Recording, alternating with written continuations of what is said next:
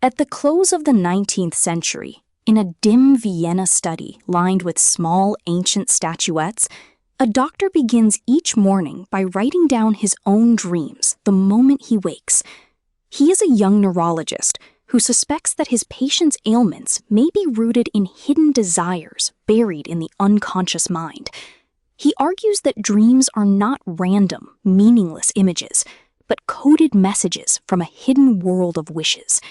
His colleagues find the idea strange, even faintly ridiculous, since the medical world of the time prefers to explain the mind only through measurable, observable nervous responses. At first, almost no one takes this claim seriously, and some colleagues openly mock it as unscientific. But this modest book will become the first step of a revolution that permanently changes how we understand the human mind. His name is Sigmund Freud. Let me tell you the story. Sigmund Freud was born in 1856 in the town of Freiburg in what is now the Czech Republic. His family moved to Vienna while he was still a small child, and Freud spent nearly his entire life in that city. He studied medicine at the University of Vienna and specialized in nervous disorders. As a young doctor, he traveled to Paris to study hysteria and hypnosis under the famous neurologist Jean-Martin Charcot, an experience that pushed him toward the idea that the mind could operate outside conscious will. Back in Vienna, he began working with his colleague Josef Breuer, and together they observed that a patient Breuer treated under the pseudonym Anna O found relief simply by narrating her own past aloud, a method that came to be known as the talking cure. The two men published these observations in 1895 in their joint work Studies on Hysteria, one of the first true building blocks of psychoanalysis. Years earlier, the young Freud had also carried out scientific research into cocaine, investigating its possible medical uses. Freud was also a heavy cigar smoker throughout his life, a habit thought to have contributed to the jaw cancer that afflicted him in his later years. In 1896, Freud lost his father, Jacob, and described the loss as one of the most shattering events of his life. After his father's death, he began examining his own dreams far more intensively, applying to himself a kind of self-analysis. During this period, he shared his developing ideas step by step in letters to his friend and colleague Wilhelm Fleiss. The Interpretation of Dreams was published in November of 1899, though the publisher printed the year 1900 on the cover, wanting it to look like the first great work of the new century. Freud's study was filled with small ancient statuettes gathered from around the world, and he held a genuine passion for Egyptian, Greek, and Roman antiquities. Later in life, after Germany annexed Austria, Freud was forced to flee Vienna for London in 1938. There, after a long struggle with cancer of the jaw, he died in 1939. Beyond the interpretation of dreams, Freud wrote many other influential works, including The Psychopathology of Everyday Life and 3 essays on the theory of sexuality. So, what does the interpretation of dreams actually argue? Freud's central claim is this: every dream is the disguised, distorted fulfillment of a wish that the conscious mind has repressed. Freud describes the interpretation of dreams as the royal road to knowledge of the unconscious, the most direct route into the hidden mind. As his simplest example, he points to young children. A child forbidden from eating strawberries during the day might dream that very night of eating them, a wish fulfilled directly and without disguise, while in adults, the same wish passes through a far more complicated process of concealment. First, in the book, Freud analyzes one of his own dreams at great length, a dream in which, during a dinner party, he sees his colleagues giving an injection to his patient Irma. Freud reads this dream as a coded reflection of his own professional anxieties and unconscious worries about that patient's treatment.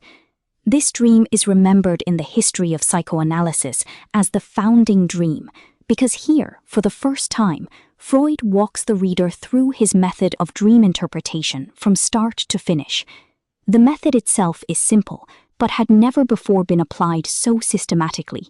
The dreamer says aloud whatever comes to mind about each individual detail of the dream, without censoring anything, a technique Freud calls free association, which he applies both to his patients and to his own dreams. Second, Freud argues that there is a gap between a dream's surface content and its true underlying meaning. That surface content reaches us only after passing through a kind of mental censorship. The real wish gets compressed, displaced onto other objects, and turned into symbols. Freud calls this process dream work and explains it through detailed examples. Third, Freud claims that the love a child feels for one parent and the rivalry felt toward the other form a universal pattern, and he names this idea after the ancient Greek tragedy of Sophocles' Oedipus Rex. In his view, the reason that play has gripped audiences so deeply across centuries is that everyone unconsciously carries a similar conflict within themselves. In the same section, Freud also reads Shakespeare's Hamlet as a different, more concealed expression of that same underlying conflict. Freud supports these ideas not only with patients' reported dreams, but with his own dreams, small, everyday slips of the tongue, and the behavior of children. Fourth, in chapters he added to later editions, Freud argues that recurring dream images shared by many people across different cultures, falling, flying, fleeing from something, or arriving late for an exam, carry nearly universal symbolic meaning. What keeps the interpretation of dreams significant today is the idea that the human mind holds a hidden layer with its own logic, one not fully governed by reason or will. Before Freud, dreams were seen either as divine signs or as meaningless noise from the brain. Freud turned the dream into a text worth taking seriously, worth actually studying. The idea of the unconscious he first outlined in this very book would later grow into a larger theory of the mind, built around the id, the ego, and the superego. That idea went on to shape psychology, art, literature, and everyday language. And the fact that we still call an accidental slip of the tongue a Freudian slip is a direct legacy of Freud's work. The psychoanalytic couch itself became a cultural icon, one of the first images that comes to mind at the mention of therapy or self-examination. Freud's own daughter, Anna Freud, followed in his footsteps and became a pioneer of child psychoanalysis, carrying this legacy forward into the next generation. There is a surprising detail behind the book's publication history. When The Interpretation of Dreams first appeared, it did not receive anything like the attention it would later earn, and the first printing took years to sell out.